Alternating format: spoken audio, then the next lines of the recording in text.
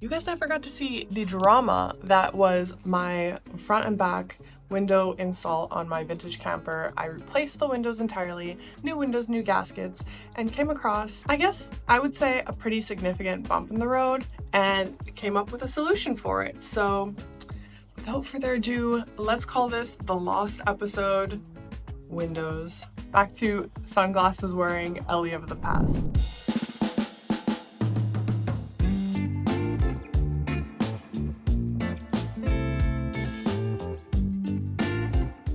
No matter what the task, we gotta throw the ball, you know? All right, it's time to put on the windows.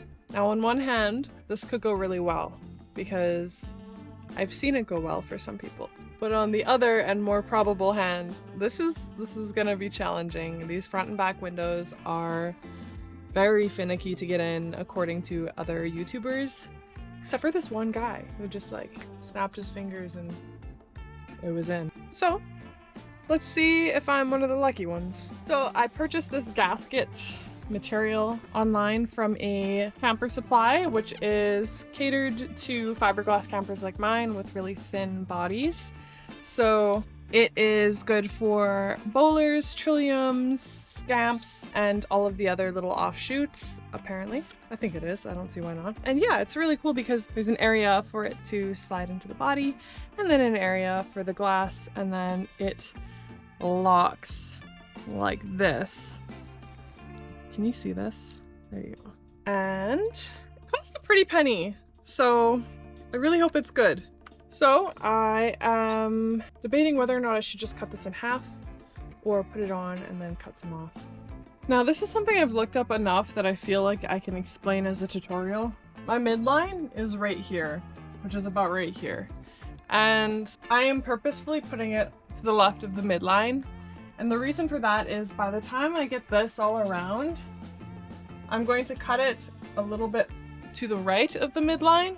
I'm going to lift this side and I'm going to push them down and condense them. And the reason is because if you have a Boler or a camper like this, a Trillium, a Scamp, you'll notice that older gaskets have shrunken to the point of having a large gap. So one thing people much wiser than me have taught me on the internet is to mitigate that, you apply a lot of pressure with some excess. So we're gonna do that.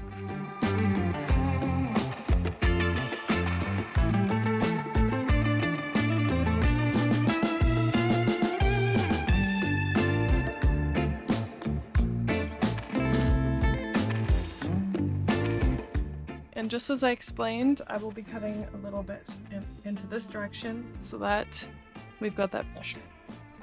No matter what the task, we gotta throw the ball, you know?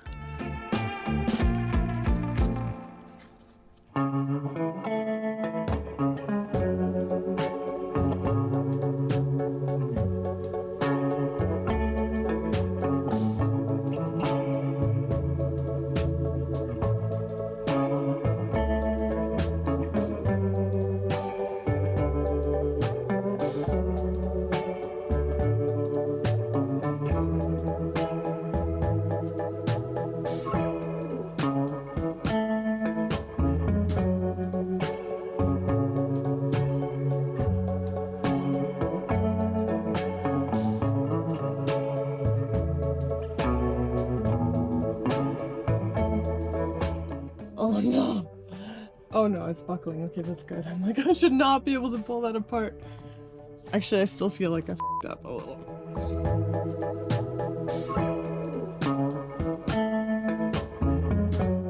So you saw the level of overlay that I allowed for. I did take off a chunk this big because it was not popping down. But now that I have it in and I pull it apart like this and sort of push it towards the back wall even harder. Oh no, I'm able to make a gap that's 2 millimeters wide. So I guess be stronger than me because I hate that I was able to make that gap when applying pressure. But there's tons of gasket here and I can make it close very easily. But on the other side, I'm just gonna tell myself to be stronger because That's not satisfying to me. I wish that it was like so tight that it looked like one piece of rubber. But let me show you what it looks like. So this is what it looks like when I do it. And there, that's a better way of seeing it. I hope the front window is a little better. Learn from your mistakes, people.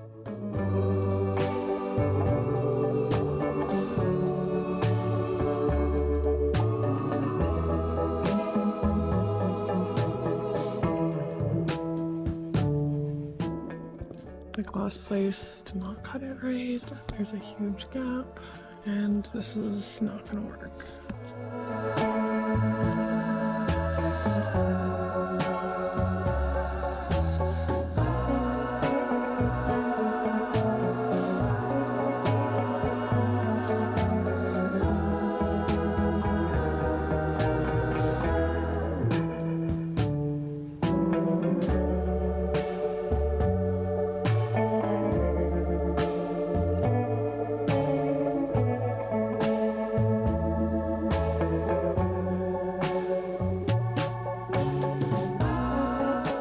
So what I'm trying to see here is there benefit to doing this without the lubrication or with? So this little 3.5 or 4-inch section, no lubrication. Let's try it with lubrication.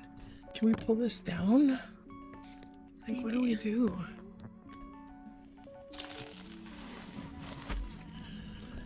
All right, look at that. So the way I see it is one of two things happened. Like I said, either the gasket is too small or the windows were cut improperly. Now the windows were cut to the exact dimensions of one of the old ones. You can tell because they put them on top of each other and taped it around, and all of the edges are exact. But that's a little suspicious because that signifies to me that they cut the original window down a little bit too. So that's one possibility. But the other possibility is that the gasket is too small. This is a little offcut of the new gasket. And here is the old gasket. So you can see that the new gasket is smaller, the old gasket is larger.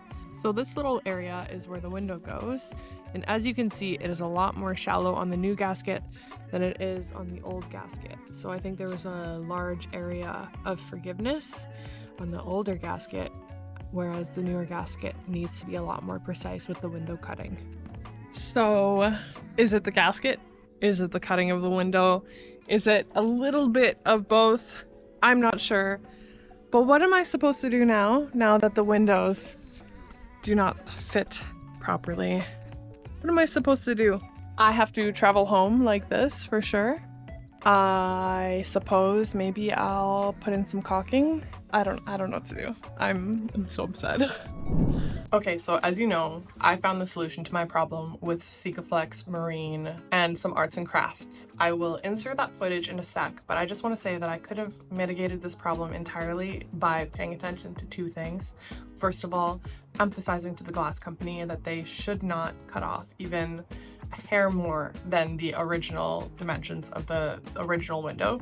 And second of all, I bought this gasket because I found it on I think it was the Canadian Boler website, if I remember correctly, and it is not big enough. So I would go for a gasket that's deeper, that's a little bit wider. As you see, there was a big difference between the original and the one that I bought. So pay attention to that, you guys. Make sure you have a gasket that's got enough overlap that there's a bit of room for forgiveness. But anyways, my solution worked like a hot damn, so here it is.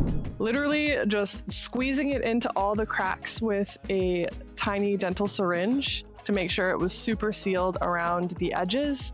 And then I used a paintbrush and taped off all of the edges, then just went to town painting the seal to make sure that it was entirely watertight. So thank you so much for watching this lost episode. I hope that this was a helpful video, and like I said, I was going through this footage, reminiscing on my old project and getting ready for my new one. So looking forward to sharing that new project with you, and I'll catch you guys in the next one.